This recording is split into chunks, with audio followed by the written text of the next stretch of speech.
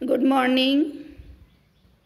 आज फिर हम समाजशास्त्र के अंतर्गत सामाजिक अनुसंधान की विभिन्न वैज्ञानिक पद्धतियों को लेकर प्रस्तुत हुए हैं।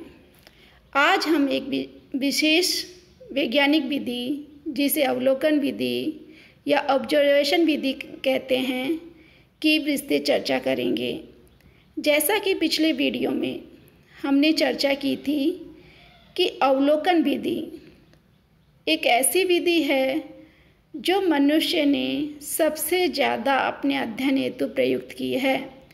यानी मनुष्य अपने प्रारंभिक ज्ञान से लेकर अब तक जितने भी उत्कृष्ट अनुसंधान या सर्वेक्षण हुए हैं उनमें सबसे ज़्यादा प्रयुक्त की जाने वाली विधि अवलोकन विधि है।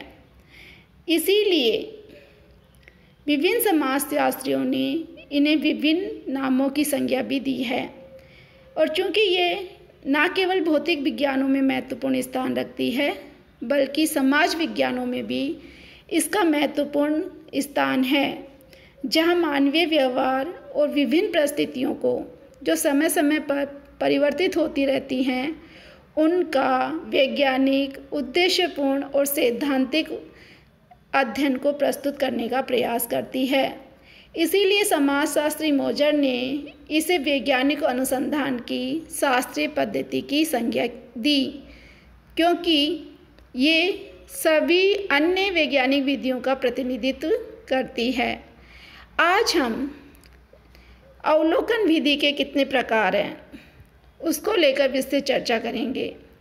जैसा कि पिछले वीडियो में हमने चर्चा की कि अवलोकन शब्द या ऑब्जर्वेशन जो इंग्लिश का शब्द है का हिंदी रूपांतरण होता है किसी वस्तु, घटना, कार्यकारिणी संबंधों को प्रत्यक्ष रूप से देखना, निरीक्षण करना, अवलोकित करना और उस घटना को सूक्ष्म रूप से देखकर उसके बारे में यथार्थ व स्पष्ट विवरण प्रस्तुत करना ही अवलोकन है।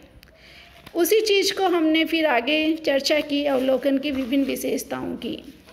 आज हम चूँकि हम समाजशास्त्र में, समाज विज्ञान में मानवीय घटनाओं का, मानवीय संबंधों का अध्ययन करते हैं जो कि अपनी प्रकृति में बहुत जटिल और विविध होते हैं। इस प्रकार से अनेक प्रकार की घटनाओं का अध्ययन एक ही प्रकार के अवलोकन से नहीं किया जा सकता। तो हमें मानवीय संबंधों, मानवीय व्यवहार को परिस्थितियों के अनुसार, घटनाओं के अनुसार सही तरीके से अध्ययन करने हेतु, वास्तविक और सार्थक तथ्य संकलित करने हेतु विभिन्न प्रकार से अवलोकन को प्रयोग करना पड़ता है। इसलिए समाजशास्त्रियों ने अवलोकन के 3 मुख्य प्रकारों की चर्चा की, जिसको हम पहला है अनियंत्रित अवलोकन, दूसरा है नियंत्रित अवलोकन और तीसरा है सामूहिक अवलोकन। इसका मतलब ये हुआ कि हम कई बार स्वयं अवलोकनकर्ता पर नियंत्रण रखकर अध्ययन करते हैं, तो कहीं हम विभिन्न सामाजिक घटनाओं का जिनका अध्ययन कर रहे हैं उन पर नियंत्रण करने का प्रयास करते हैं, या कई बार स्वयं अवलोकनकर्ता अकेला ही किसी विषय या घटना को लेकर अध्ययन करता है, तो कहीं उसे बहुत समग्रता से या विस्तृत अध्ययन हेतु अन्य लोगों की सहायता भी लेनी पड़ती है। इस कारण से अवलोकन को 3 भागों में बांटा गया: अनियंत्रित अवलोकन, नियंत्रित अवलोकन और सामूहिक अवलोकन। हम एक एक करके सबकी विस्तृत चर्चा करेंगे। सर्वप्रथम लेते हैं हम अनियंत्रित अवलोकन। अनियंत्रित अवलोकन यानी ऐसा अवलोकन है जिसमें अवलोकनकर्ता एवं अवलोकित की जाने वाली घटना दोनों पर ही किसी प्रकार का कोई नियंत्रण नहीं होता। अवलोकनकर्ता स्वतंत्र रूप से घटनाओं को उनकी वास्तविक एवं स्वाभाविक रूप से देखता है, अध्ययन करता है और फिर उनको तथ्य के रूप में प्रस्तुत करता है। यानी अनियंत्रित अवलोकन में किसी प्रकार की विशेष संरचना, अनौपचारिकता एवं नियोजन की आवश्यकता नहीं होती। और चूँकि इसमें किसी बनावटीपन की आवश्यकता नहीं होती, अवलोकनकर्ता स्वाभाविक रूप से उस घटना, व्यक्ति या परिस्थिति का अध्ययन करता है। इसलिए समाजशास्त्री गुडेहार्ट ने इसे सिंपल ऑब्जर्वेशन की संज्ञा दी, यानी ये एक साधारण प्रकार का अवलोकन है जिसके द्वारा हम घटनाओं को देखते हैं। और इसमें चूँकि किसी नियोजन की आवश्यकता नहीं है, कोई औपचारिकता की आवश्यकता नहीं है, इसे कुछ समाजशास्त्री असंरचित अवलोकन भी कहते हैं। और चूँकि इसमें अवलोकनकर्ता स्वतंत्र रूप से रहकर घटनाओं का अध्ययन करता है, विश्लेषण करता है, इसलिए इसे स्वतंत्र अवलोकन भी कहा जाता है। सामाजिक अनुसंधान के क्षेत्र में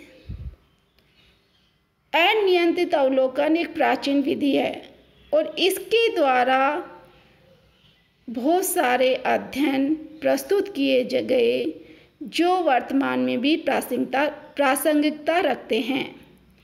इसी बात के कारण पीवी यंग ने इसको जब परिभाषित किया तो उन्होंने 3 विशेषताओं की चर्चा की कि अनियंत्रित अवलोकन में अवलोकनकर्ता का किसी प्रकार से किसी भी परिस्थिति पे, व्यक्ति पे या घटना पर नियंत्रण नहीं होता। दूसरा, इसमें अध्ययनकर्ता घटनाओं व परिस्थितियों का उनका उसी प्रकार से अध्ययन करता है जैसा उसे दिखाई देते हैं, यानी स्वाभाविक रूप से जैसी घटनाएं हैं उनमें किसी प्रकार की बनावट की समावेश ना करते हुए उसको वास्तविक रूप से प्रस्तुत करने का प्रयास करता है।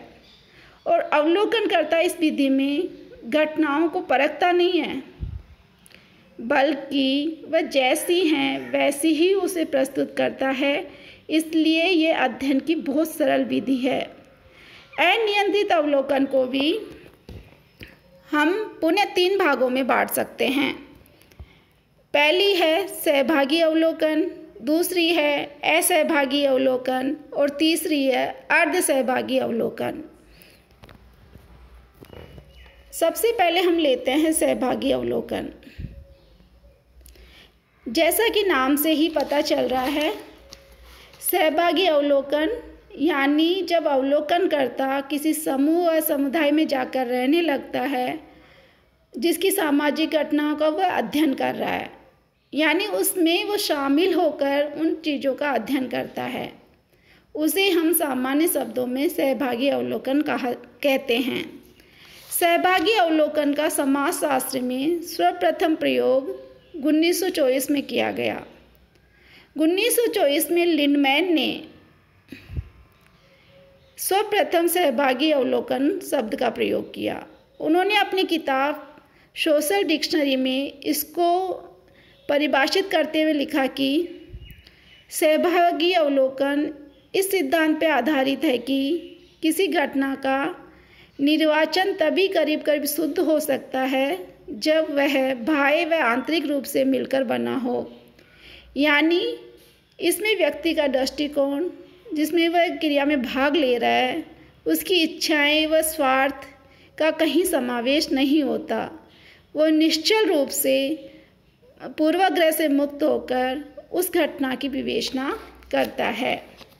जब हम समाजशास्त्रीय दृष्टि से इसको परिभाषित करने की बात करते हैं तो हम ये कह सकते हैं कि सहभागी अवलोकन में अवलोकनकर्ता अध्ययन किए जाने वाले समूह में रहता है और उसका एक अंग बनकर तथ्यों का संकलन करता है। और समाज वैज्ञानिकों ने सबसे ज़्यादा अवलोकन विधि के अंतर्गत जिस अवलोकन को प्रयोग किया उसमें सहभागी अवलोकन सबसे ज़्यादा रहा है, जिसमें हम बहुत सारे समाजशास्त्रियों की चर्चा कर सकते हैं। जैसे जॉन हॉवर्ड ने कैदियों व जेल के लोगों का अध्ययन करने के लिए स्वयं उसका हिस्सा बनकर उन चीज़ों का अध्ययन किया।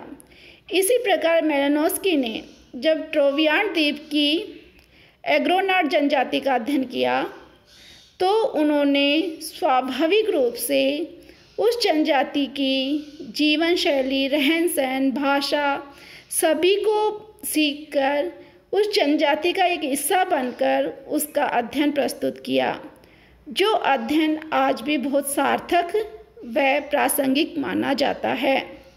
जो इस विधि द्वारा सामान्यतः अवलोकनकर्ता जिस घटना, समूह, समुदाय का अध्ययन कर रहा है उसका एक हिस्सा, आंतरिक हिस्सा बन जाता है, यानी आंतरिक सदस्य बन जाता है।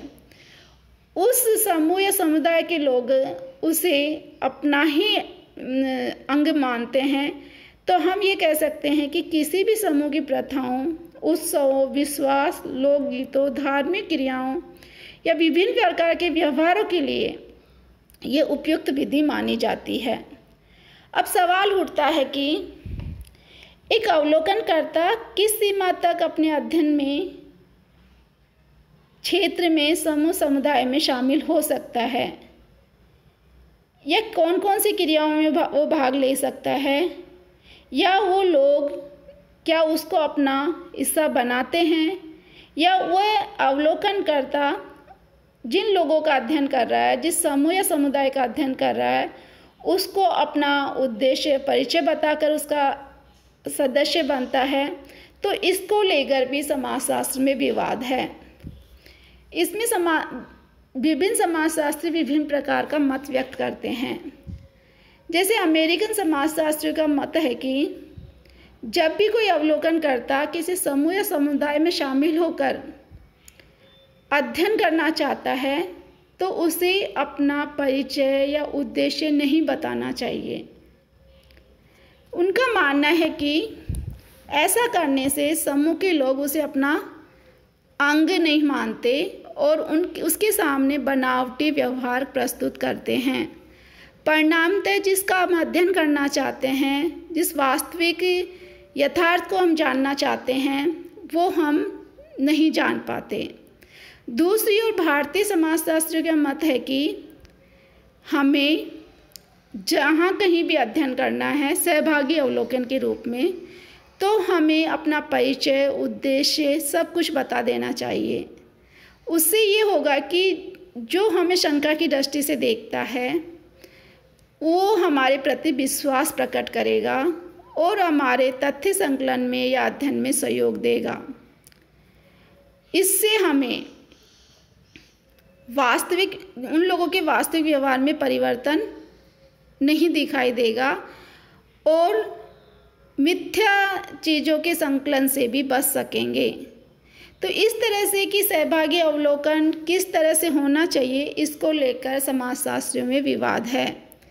किंतु हम ये कह सकते हैं कि सहभागी अवलोकन जिसमें अवलोकनकर्ता घटनाओं में शामिल होकर उनका अंग बनकर तथ्यों को संकलित करता है। अतः एक सफल सहभागी अवलोकनकर्ता के लिए कुछ बातों का ध्यान रखना महत्वपूर्ण है। उसे सर्वप्रथम जिस समूह समुदाय का अध्ययन कर रहा है उसकी भाषा, उसके रीति रिवाज, व्यवहार, प्रथाओं या परंपराओं की पूर्ण जानकारी होनी चाहिए।